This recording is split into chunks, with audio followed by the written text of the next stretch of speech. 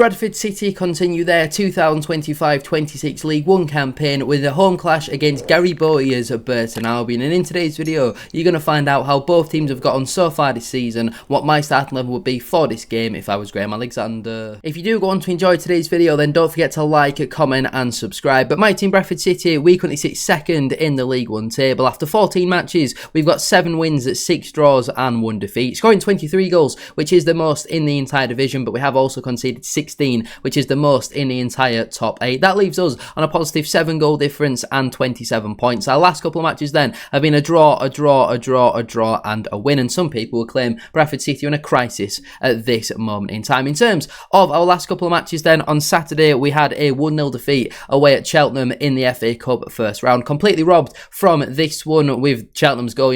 Clearly they take the free kick before the whistle has been blown. Graham Alexander was shown a red card at full time, so hopefully he isn't banned. But again, some really poor officiating. How many times have we said that so far this campaign? I thought that may be the standard when you go up to League One. I know this was against the League Two side, but you'd hope that when the standard goes up, the officiating should get better, but it only just seems to get worse. We had 28 shots, I believe, in this game. Again, for some reason, the stats don't seem to want to load, apart from yellow cards for some reason. But on another day, again, we could have won that game at 4-0. It's just one that we've got to move on from and now focus on the league, where recently we had a 0-0 draw at home to Lincoln City. First half, they were the better side. Second half, we were the better side, and unfortunately, we just could not find a breakthrough in this game. Both teams had some half-decent opportunities, but not a pretty spectacle whatsoever. The atmosphere kind of did reflect that, and a 0-0 draw, point on the board, not the end of the world. We also had a 1-1 draw away at Stevenage. We took the lead through Neil Byrne after just 3 minutes, but Harvey Wyatt equalised 15 minutes later with an excellent volley from the edge of the penalty area. Stevenage again were the better side in the first half, but second half was total domination from Bradford City without really creating all too much. A lot of momentum and pressure, but just couldn't quite get enough shots away. And again, we're the first team to come away from the Lamex so far this campaign and pick up any points, and only the second team to score today. We had 8 first team players out injured. 7 of those were starters, and we were still disappointed with a point. We also had a 2-2 draw at home to Barnsley, pegged back twice. Obviously a wonder goal from Reyes Cleary from inside his own half. Outstanding goal. To be fair to him, Stephen Humphries scoring against his former side, and again injuries were starting to pile up in this game. A point against Barnsley though is certainly not the end of the world. And we also had a 5-1 win at home to Everton's under-21s in the Football League Trophy. Anytime you play against these academy sort of sides in the EFL Trophy, you do expect to beat them, and beat them pretty comfortably. We were 4-0 up before half-time. Joe Wright scored a disappointing own goal, so technically 6 goals scored by Bradford City in that match. Great win. Compared though to Burton Albion, they currently sit 19th in the League One table. After 14 matches, they've got 4 wins, 4 draws and 6 defeats, scoring 13 goals and also conceding 18, which leaves them on a -5 goal difference and at 16 points. Recently, their form has picked up slightly, as their last 5 matches then have been a draw, a win, a loss, a win and a draw. So I guess that's equal whichever way that you go. Hopefully they're on track to lose their next match. Recently, they had a 2-2 draw away at Rotherham United. I'm recording this on the Wednesday, but you'll see this on the Thursday, hence why it does say yesterday. But Burton did play last night for me, or 2 nights ago for you, on Tuesday, and they drew 2-2 away at Rotherham in League One, which I thought this was a cup match in all honesty. So when I saw the full-time score come through and I saw Rotherham equalised in the last minute, I was quite pleased with that one. But Burton, they've gone 2-0 up away from home, and they've picked up a few shock results on the road so far this campaign. They've beaten Cardiff on the road. I think they beat Bolton at home. They've beat Wimbledon away from home as well. So it's not going to be an easy ride for Bradford City, and again, they were maybe a little bit unlucky not to get all 3 points out of that game. Before that match then, they had a 6-0 win. I thought I said 6-0 defeat at first. 6-0 win at home to St Albans in the FA Cup first round. Again, looking at the players who've scored the goals for Burton, you say largely that is a full-strength side. 3 players with a brace out of that one. And again, when you're playing against St Albans as a League One club, you should be expecting to get all 3 points if you were playing a league match, but obviously it's the FA Cup, so certainly not. After that one though, or before that one, they had a 1-0 win away at AFC Wimbledon. I don't think many teams will go to Wimbledon and pick up all 3 points, so fair play to Burton. It seemed like they're out Wimbledon in this one. We know Burton, they're going to come sitting deep in a low block like what Lincoln City did, so we need to pick a team according to that. We can't try and play our high pressing tempo stuff, because they're just going to boom the ball and hope for second balls, but that is a big 3 3 points for the Brewers. Before that game then, they had a 1-0 defeat at home to Peterborough United. Archie Collins scoring the only goal of the game on 65 minutes. A decent finish, to be fair, from the edge of the box. Tom Lee's getting sent off in the 81st minute, but Burton were unable to break them down. They seem to be a team this season where Burton have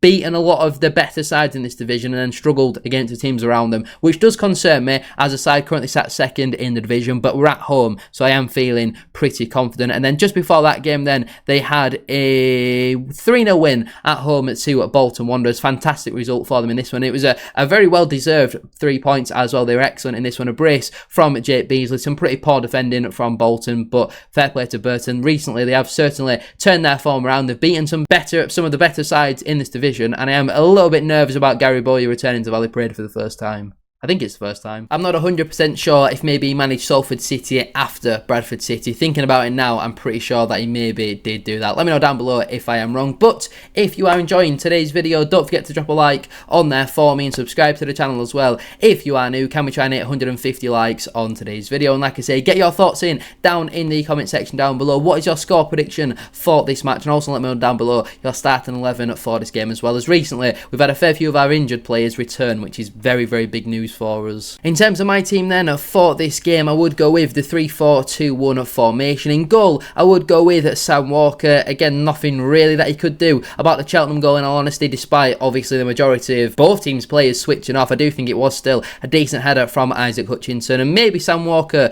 would have dived a little bit more if he thought that the ball was still in play, but I don't think you can really blame him for that, to be honest. And it was practically a free header because our defence just did completely stop. And I'd say on the whole, has had a positive start to the season, kept a clean sheet as well in his most recent league match. In terms of my back three then, at right centre back, I would go with Matt Pennington. Great to see him back in the starting 11 on Saturday against Cheltenham. He's obviously been out for quite a while, the longest concussion known to man, but now he's back and available. He definitely needs to come back into the side for me. In terms of the middle of my back three then, I would go with Tom McIntyre. Again, nice to see him back in the starting 11 on Saturday, and I think on the whole I've been really impressed with McIntyre. If you want somebody to play those long diagonal balls, I think if Baldwin's going to be unavailable for the next couple of games still through injury, then Tom McIntyre is the next best available in my opinion. He's certainly the most comfortable on the ball, and when he's played so far I have been quite impressed with him. And for not the tallest or most physical centre half, I do think he can get stuck in with the likes of Jake Beasley or whoever they do play up front. And completing my back three then, at left centre back would be Kieran Kelly. Again, I like left footers to play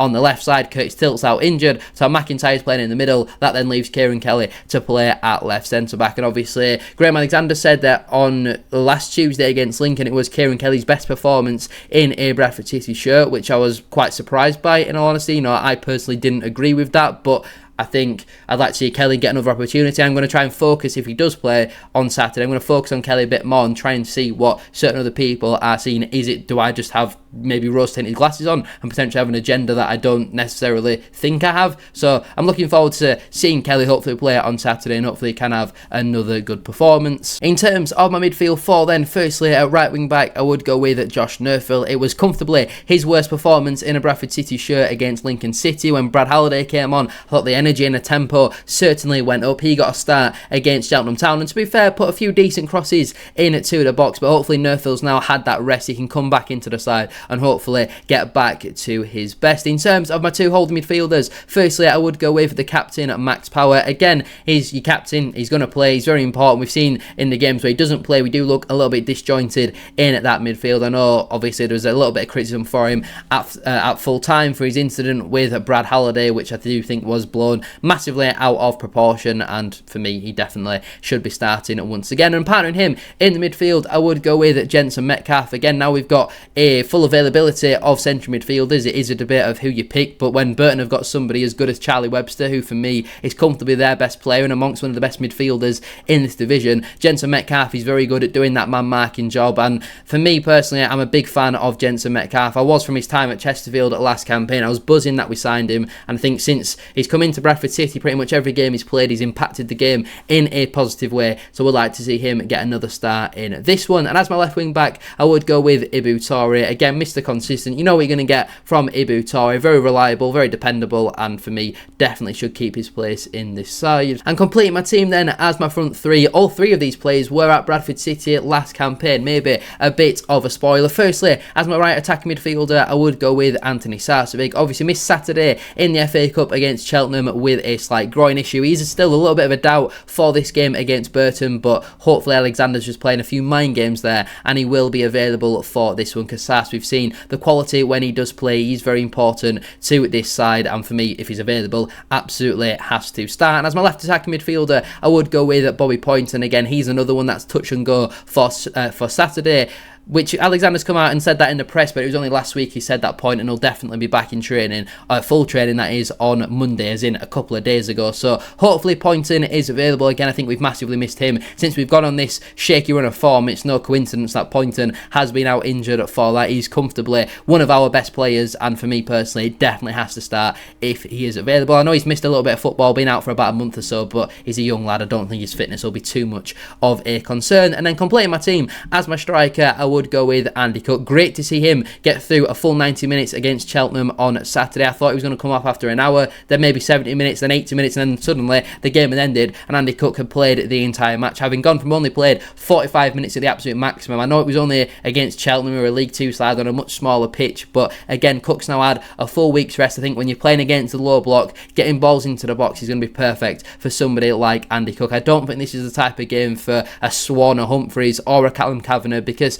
they're going to be deep. There's not really going to be much space in behind. They're going to have big physical centre-halves up there behind, up their rear end. Who's the best man for that? Andy Cook. And that's not me saying that Andy Cook loves men up his behind. I mean, he might do. I don't know. I've not personally asked the guy. Anyway, on the bench there for me, I would go with Joe Hilton, Brad Halliday, Lewis Richards, Alex Patterson, George Lapsley, Stephen Humphreys, and Will Swan. I know there's no centre-back on the bench there, but you've got Halliday and Richards who can both play in those roles, and I feel like when you're at home to Burton, they could nick a 1-0. You're going to need more attacking players to have on the bench. The three players currently unavailable are Aidan Baldwin, Curtis Till, and Nick Powell. Hopefully Baldwin will be back on Tuesday for our EFL Trophy game against Doncaster. So the players miss out then through selection would be Neil Byrne, Joe Wright, Tommy Lee, Tyreek Wright, and Callum Kavanagh. Again, it was only last week we were talking about, well, we've only really got Zach Hadey to miss out of the squad given all the injuries that we do have, but now everybody pretty much is back available apart from the odd couple. I do think you are going to see again some real quality miss out of our side, but Neil Byrne for me, while he's an okay stopgap, I think when other players are available, I don't see him playing regularly. Joe Wright for me made too many mistakes recently. Tommy Lee, again, we've got some good options in there, so he's got to work his way back into the side. Tyreek Wright missed far too many opportunities against Cheltenham, and Callum Kavanagh, again, probably does find himself a little bit too far down the pecking order at this moment in time, but there's a lot of quality. Whoever doesn't play in this game will definitely play on Tuesday against Doncaster, and again, I'll be looking forward to that one as well. But anyway, I'm going to leave it there then for today's video. If you have enjoyed, please make sure to drop a like on there for me and subscribe to the channel as well if you are new. Can we try and hit 150 likes, as I said at the start of today's video? And don't forget to get your thoughts in down in the comment section down below. Let me know down below whether you agree or disagree with my starting 11. What changes from my team would you make? And also let me know down below your score prediction for this match. Hopefully Bradford City can get back to winning ways, and then we can have a little bit of pressure taken off, because I think recently we have been massively blown out of proportion. We've had a lot of injuries, and again, we've not even lost in the league, have we? Thank you all for watching. Have a great rest of your day, and I'll see you very soon for another one.